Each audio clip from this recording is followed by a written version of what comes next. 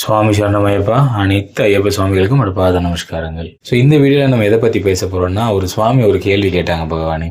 So என்ன கேள்வி அப்படின்னா, ஐயப்பா என்னோட குழந்தைய நான் குறைஞ்சது 3 வருஷமாவது சபரிமலை கூட்டிகிட்டு வரேன்னு இறைவன்கிட்ட வேண்டியிருந்தேன் பகவானே. ஏன்னா நான் வேண்டி கிடைச்ச புள்ள இறைவன்கிட்ட ரொம்ப வருஷமாக குழந்தை இல்லாமல் எனக்கு நான் வேண்டுதல் வச்சு கிடைச்ச புள்ள அந்த புள்ள. ஸோ அந்த பிள்ளைய நான் குறைஞ்சது ஒரு 3 வருஷமாவது நான் சபரிமலை கூட்டிகிட்டு வரேன்னு சொல்லியிருக்கேன் பகவானே. ஏன்னா என் குழந்தை பெண் குழந்தை, 10 வயசுக்கு மேலே சபரிமலை கூப்பிட்டு போக முடியாது. இந்த வருஷம் போகலை அப்படின்னா என்னால் என்ன பண்ண முடியாது, அடுத்த வருஷம் கூட்டிகிட்டு போக முடியாது. அதுக்கப்புறம் 50 வயசுக்கு மேலே அவங்க போவாங்க. அப்போ நான் இருக்கணும் இல்லையா எனக்கு தெரியாது. அப்போ என் கண் எதிர்க்கையே அவங்கள ஒரு 3 தடவை கூட்டிகிட்டு போகணும் பகவானே, எல்லாம் தெய்வ குத்தமாயிருங்களா எப்போ அப்படின்னு சொல்லி ஒரு கேள்வி கேட்டாங்க பகவானே. ஸோ இதே மாதிரி உங்களுக்குள்ளும் நிறைய வேண்டுதல்கள் இருக்கலாம். இறைவா எனக்கு நீங்கள் அதை கொடுங்க, நான் அதுக்கு பதில் திரும்ப உங்களுக்கு நான் இதை பண்ணுறேன். இப்போ எனக்கு பொண்ணை கொடுங்க, பொருளை கொடுங்க, இல்லை எனக்கு விரைவில் திருமணம் செஞ்சு வைங்க, நான் இத்தனை வருஷம் வரேன் அத்தனை வருஷம் வரேன்னு சொல்லிட்டு ஏதோ ஒரு வேண்டுதல் இருக்கலாம் எப்பா. ஸோ இந்த மாதிரி வேண்டுதல்கள் இதை நம்ம செய்யாமல் போயிட்டோம்னா இறைவன் நம்மளை தண்டிச்சிருவாரா அப்படின்னு ஒரு கேள்வி பகவானே. ஸோ அந்த கேள்விக்கான தெளிவான விளக்கம் தான் எப்போ இந்த வீடியோ பதிவில் பார்க்க போகிறேன் பகவானே. வாங்க பகவானே வீடியோக்குள்ளே போகலாம். நான் ஒரு வேண்டுதல் வச்சு நிறைவேற்றலைன்னா இறைவன் என்ன தண்டிச்சிருவாரான்னு கேட்டிங்கன்னா, இது நம்மளோட அறியாமை அப்படின்னு தான் பகவானே சொல்லணும். முதல்ல வேண்டுதல் அப்படின்றத நம்மளோட மென்டாலிட்டி எப்படி இருக்குது அப்படின்னா, அதாவது ஒரு வியாபார நோக்கத்துக்காக நம்ம செய்யக்கூடிய விஷயத்த இறைவன்கிட்டயே நம்ம தொடர்பு படுத்துகிறோம். நம்ம பொதுவாக வியாபாரம் எப்படி பண்ணுவோம், என்கிட்ட பணம் இருக்குது, உங்ககிட்ட பொருள் இருக்குது, நான் பணத்தை கொடுக்குறேன், நீ பொருளை கொடு. இல்லை என்கிட்ட ஒரு பொருள் இருக்குது, உங்ககிட்டையும் ஒரு பொருள் இருக்குது, நான் அந்த பொருளை கொடுத்தா நீ இந்த பொருளை கொடு. ஸோ இது பேர் பண்டமாற்று முறை. சரிங்களா பகவானே? என்கிட்ட இருக்கிற ஒன்றை கொடுத்து உங்ககிட்ட இருக்க ஒன்றை நான் வாங்கிக்கிட்டேன் அப்படின்னா அது பேர் பண்டமாற்று முறை. இது ஒரு வணிக யுக்தி. சரிங்களா பகவானே? மனுஷன் அவங்க முதல்ல நம்மளோட பிகினிங் ஸ்டேஜ் இப்படி தான் இப்போ வந்துச்சு. முதல்ல பியூராக இயற்கையை மட்டும் தான் சார்ந்திருந்தோம். இயற்கையில் என்ன கிடைக்குதோ அதை மட்டும்தான் எடுத்து சாப்பிட்டுட்டு இருந்தோம் ஆதிவாசியாக இருக்கக்கூடிய மனிதர்கள். கொஞ்சம் கல்ச்சர் டெவலப் ஆக ஆக ஆக நான் ஒரு பொருளை விவசாயம் பண்ணேன்னா அதை சந்தைக்கு கொண்டு போய் அதே மாதிரி இன்னொரு பொருளை கொண்டு வரவிட்டு நான் பண்டமாற்று பண்ணிகிட்டு இருந்தேன். ஸோ இதை இன்னும் சிம்பிளிஃபை பண்ணணும் அப்படின்றதுக்காக பணம் மூலமாக அந்த பண்டமாற்று பரிவர்த்தனை ஃபுல்லாக பண்ணோம் பகவானே. ஸோ இதே வியாபார யுக்தியை நம்ம எங்கே பயன்படுத்துகிறோம்னா நம்மளோட பகவான்கிட்டையும் பயன்படுத்துகிறோம். என்ன பகவானே நான் வேண்டுதல்னு சொல்கிறேன், நீங்கள் அதை வியாபாரம்னு சொல்கிறீங்க, ரெண்டுக்கு என்ன வித்தியாசம் அப்படின்றத நீங்கள் உறுதிப்படுத்தினா நல்லா இருக்கும் பகவானே.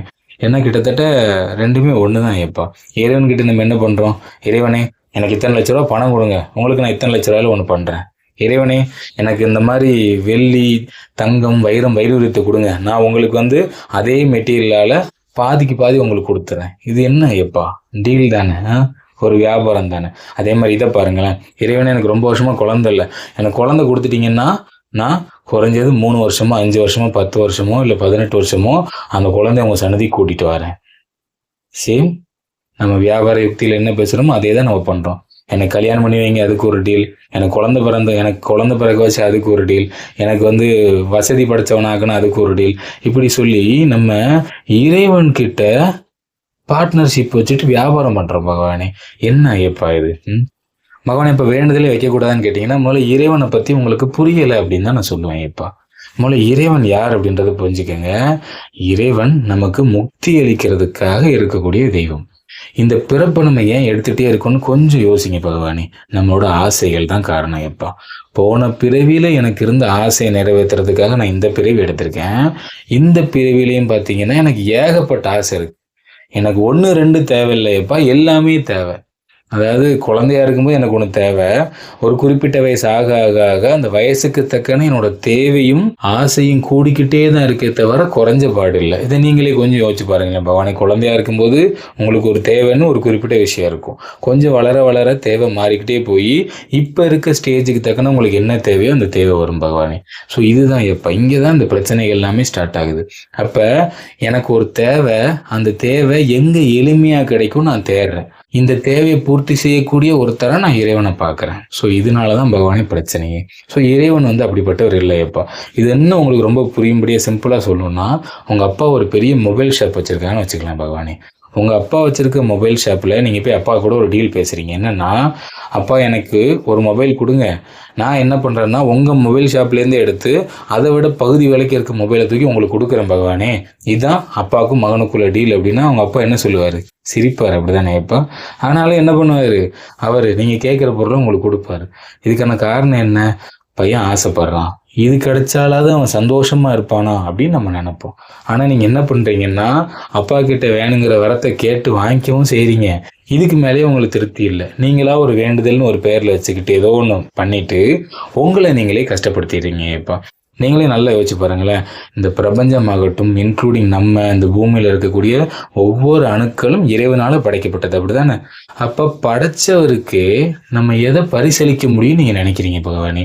நீங்க என்ன கொடுத்தா ஈடு பண்ண முடியும் அப்படின்னு நினைக்கிறீங்க? ஸோ அப்ப இது ஒரு பெரிய அறியாமை இருள உங்களை மூழ்க வைக்கக்கூடிய ஒரு செயல் பகவானே.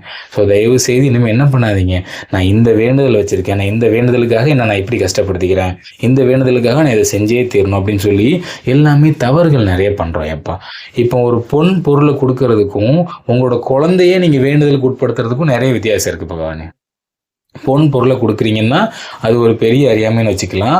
உங்க குழந்தைய உட்படுத்தும் பொழுது உங்க குழந்தை உங்க மூலமா அந்த பூமிக்கு வந்து ஒரு உயிர்.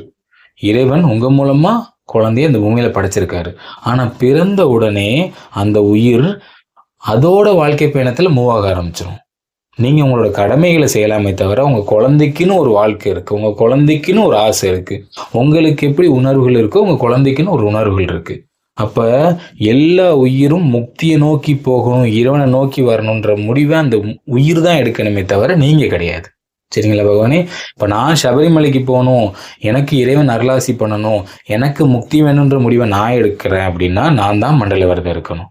எங்கள் அப்பாவோட வேண்டுதலுக்காக நான் இருந்தேன்னா அது மண்டல விரதம் கிடையாது. இப்போ எங்கள் அப்பா ஏதோ சொன்னார், நான் ஏதோ பண்ணுறேன் அப்படின்ற மாதிரி. ஸோ குழந்தைங்களுக்கு உண்மையான கடவுளே அவங்களோட அப்பா அம்மா தான் பகவான். ஒரு குறிப்பிட்ட வயசு வரைக்கும் அவங்க அப்பா அம்மா தான் அவங்களுக்கு எல்லாமே, ஹீரோவாகட்டும் எல்லாமே. ஸோ அப்படிப்பட்டவங்க வேண்டுதல்னு ஒரு பேரை காரணம் காட்டி அந்த குழந்தைங்கள இப்படிப்பட்ட இடர்பாடுகளில் போட்டு நசுக்காதீங்க. இப்போ முதல்ல மண்டல விரதம்னா என்னன்னு தெரியக்கூடிய வயசுல குழந்தைய சபரிமலைக்கு அழைச்சிட்டு போங்க. நீங்க அழைச்சிட்டு போகணும் கூட அவசியம் இல்லை பகவானே. நீங்க ரெகுலரா ஒரு விஷயத்த பண்றீங்கன்னு வைங்களேன்ப்பா, சின்ன வயசுல இருந்து அந்த குழந்தைக்கு உங்களை பார்த்து பார்த்து வளர்றதுனால அந்த குழந்தைக்கு ஆட்டோமேட்டிக்கா ஒரு ஈர்ப்பு இருக்கும். அப்பா ரெகுலரா போறாரு, என்ன நடந்தாலும் அப்பா போறாரு, வாழ்க்கையில ஏற்றம் இருக்கும் எதையுமே அப்பா பொருட்படுத்தலையே, அப்பா போயிட்டே இருக்காரு, அப்ப அதுக்குள்ள ஏதோ ஒன்று இருக்குல்ல. அப்பா அந்த இறைவனுக்கும் எங்கள் அப்பாவுக்கும் ஒரு பாண்டு இருக்குல்ல, அதை நான் தெரிஞ்சுக்கிறதுக்காகவாது நான் சபரி யாத்திரை பயணம் பண்ணணும்னு முடிவு பண்ணி எப்படி யாத்திரை பண்ணணும், எப்படி விரதம் இருக்கணும், இதெல்லாம் கற்றுக்கிட்டு முறைப்படி கண்டிப்பாக உங்களோட மகன் போக ஆரம்பிப்பான். பெருவாரியானவங்களுக்கு இருக்க ஆசை என்ன, நான் பெரிய குருசாமி, நான்லாம் வந்து 5 பஸ் 10 பஸ் கூப்பிட்டு போகிறேன், என் பையன் எனக்கு அடுத்த ஸ்டேஜை பிடிக்கணும். இந்த முடிவுலாம் நம்ம எடுக்கிற முடிவு கிடையாது பகவானே. குருசாமின்றது ஒரு பதவியும் கிடையாதுன்றது தயவு செய்து புரிஞ்சுக்கோங்க. எப்பா இறைவன் விதிச்ச சில செயல்களை நீங்கள் பண்ணுறீங்க, அதை சரியாக பண்ணீங்கன்னா கண்டிப்பான முறையில் உங்களுக்கு நல்ல பலன்கள் கிடைக்கும். அதில் நிறைய தவறு செஞ்சீங்கன்னா அந்த தவறுகளுக்கும் நீங்கள் ஆளாக்கப்படுவீங்க அப்படின்றத தயவு செய்து புரிஞ்சுக்கோங்க பகவானே.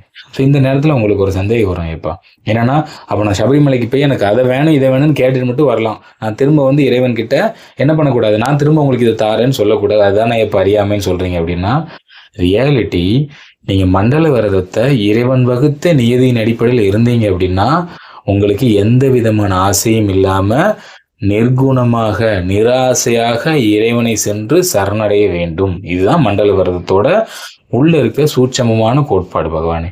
ஏன்னா மண்டல விரதத்தில் என்ன பண்ணணும், நம்மளோட 5 புலன்கள் அடக்கி இருக்கணும், 8 வகையான எண்ணங்கள்ல இருந்து விடுபடணும். எண்ணங்கள்னா உங்களோட மனம் சார்ந்த ஆசைகள், உங்களுக்கு இருக்கக்கூடிய உங்களோட எண்ணங்களில் வரக்கூடிய பிரதிபலிக்கக்கூடிய தவறான சிந்தனைகள், இதில் ஆசைகள் எல்லா ஆசைகளும் அடங்க. எப்பா உதாரணமாக சொல்லணும்னா காமம், குரோதம், மோகம், லோபம், மதம், ஆச்சரியம், டப்பம், அகங்காரம் அப்படின்னு 8 வகையான எண்ணத்துலேருந்து வெளியில் வரணும். பிறப்பிலே எனக்கு ஒரு குணம் இருக்கும், அந்த குணத்திலேருந்து வெளியில் வந்துட்டு அறியா பக்தியை விடுத்து அறிந்த பக்தியான ஞானத்தில் தான் இறைவன் இருக்கார் அப்படின்றதான் சுருக்கமான நம்ம ஐயப்பனோட விரத முறை எப்படி இருக்கணும் அப்படின்றதுக்கான கோட்பாடு. இது சம்மந்தமாக வீடியோ பதிவுகளும் போட்டிருக்கோம். நம்ம சபரிமலை சேவர்கள் சன்னதி யூடியூப் சேனலில் போனீங்கன்னா பிளேலிஸ்ட்டில் உண்மையான ஐயப்ப விரத முறை அப்படின்னு இருக்கும், அதில் பாருங்கள் பகவானே, உங்களுக்கு இன்னும் தெளிவான ஒரு நாலேஜ் கிடைக்கும். எப்பா சரிங்களா? அப்போ இதன் அடிப்படையில் விரதம் இருந்தேன்னா இறைவன் கிட்ட போயிட்டு இறைவா எனக்கு நீங்கள் அதை கூடியதை கொண்டு கேட்கன்னு அவசியமே இல்லை பகவானே. சரிங்களா? ஸோ இப்போ எப்படி பகவானே இறைவனுக்கு எனக்கு என்ன வேணுன்றது தெரியும் அப்படின்னா, உங்களுக்கு என்ன வேணுன்றது உங்கள் அப்பாவை விட யாருக்கு தெரியும் ஏப்பா? இப்போ உதாரணமாக எடுத்துக்கலாமே, உங்கள் வீட்டில் உங்களுக்குன்னு ஒரு அப்பா இருக்காரு. உங்களோட ஆசை என்னன்றது உங்கள் அப்பாவுக்கு தெரியுமா தெரியாதா? உங்களை வளர்க்குறாரு, சின்ன வயசுலேருந்து பார்த்து பார்த்து ஒவ்வொன்றையும் கொடுத்து கொடுத்து வளர்க்குறவருக்கு உங்களுக்கு என்ன கொடுக்கணும், உங்களோட ஆசை என்னன்னு அவருக்கு தெரியாதா? அப்போ இந்த ஜென்மத்தில் இருக்கக்கூடிய அந்த அப்பாவுக்கே உங்களை புரிஞ்சு நடந்துக்கும் பொழுது, நீங்கள் இதுவரைக்கும் எடுத்த ஜென்மம், இனிமேல் எடுக்க போகிற ஜென்மம் எல்லாத்துக்கும் அவர் தான் உங்களுக்கு அப்பா. ஸோ அப்போ அவருக்கு தெரியாத பகவானே உங்களுக்கு என்ன வேணும், இந்த நேரத்தில் என்ன கொடுக்கணும் அப்படின்னு சொல்லிட்டு, ஸோ அதனால் உங்களுக்கான விஷயங்கள் தானாகவே வந்து சேரும் எப்பா. ஸோ அப்போ உங்களுக்கு தோணும் இப்போ இப்போ எனக்கு தேவையே இல்லை பகவானே, அதாவது எனக்கு வந்து இப்போ ஆசை இருக்கக்கூடாதுன்னு சொல்லிட்டீங்க, வேண்டுதல் வைக்கக்கூடாதுன்னு சொல்லிட்டீங்க, இது மாதிரி இறைவன்கிட்ட டீலும் பேசக்கூடாதுன்னு சொல்லிட்டீங்க, இப்போ நான் ஏன் சபரிமலைக்கு போகணும்? அப்போ நான் வீட்டிலே இருந்துக்கிறேனே, வீட்டிலே இருந்துக்கிறேன், எனக்கு தேவையானதை எங்கள் அப்பா கொடுத்துருவார்ல அப்படின்னு கேட்டிங்கன்னா, இதுலேயும் ஒரு சூட்சமமான ஒரு விஷயம் இருக்குது பகவானே. என்ன அப்படின்னா, நம்ம எல்லாருமே அடிப்படையில் கடவுளோட துகள்கள், கடவுளோட இறை சக்தி நமக்குள்ளே இருக்கு பகவானே. நம்ம இறைவன் இருக்கார்ல, அவரோட சூட்சம ரீதியான இறை ஆற்றல் நமக்குள்ளே இருக்கு.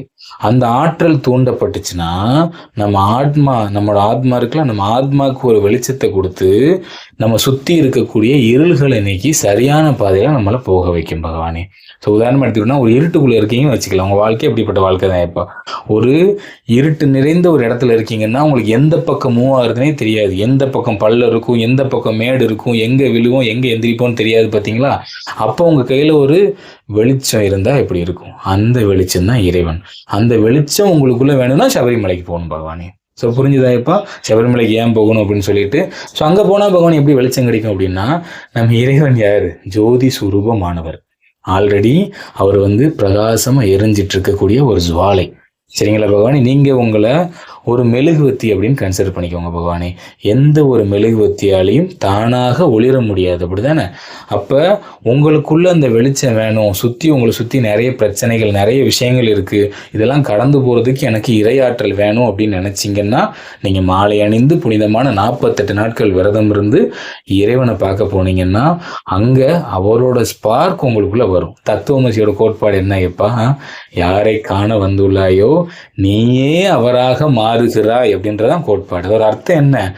நீங்கள் மாலை அணிஞ்சு புனிதமான 48 நாள் விரதம் இருந்து சபரி யாத்திரை பயணம் பண்ணி சபரிமலைக்கு போனால் மட்டும் போதும், அங்கே இருக்கக்கூடிய இறையாற்றல் உங்களுக்குள்ள ஜோதி சுரூபமாக தெரிய ஆரம்பிச்சிடும். அந்த ஜோதி தெரிஞ்சிருச்சுன்னா உங்களை சுற்றி இருக்கக்கூடிய எல்லா பிரச்சனைகளும் இருளும் அகன்று நீங்கள் எதுவுமே கேட்க வேண்டாம், உங்கள் பாதையில் போயிட்டே இருங்க. இறைவன் உங்களுக்கான சரியான விஷயத்தை மட்டும் தான் கொடுப்பாரு, சரியான விஷயத்தை மட்டும் தான் பண்ண வைப்பார். ஸோ அந்த ஜோதி உங்களுக்குள்ளே வேணும், உங்களோட எல்லா விஷயமும் சால்வ் ஆகணும்னா இதுக்காக நீங்கள் சபரிமலை போகணும் எப்பா.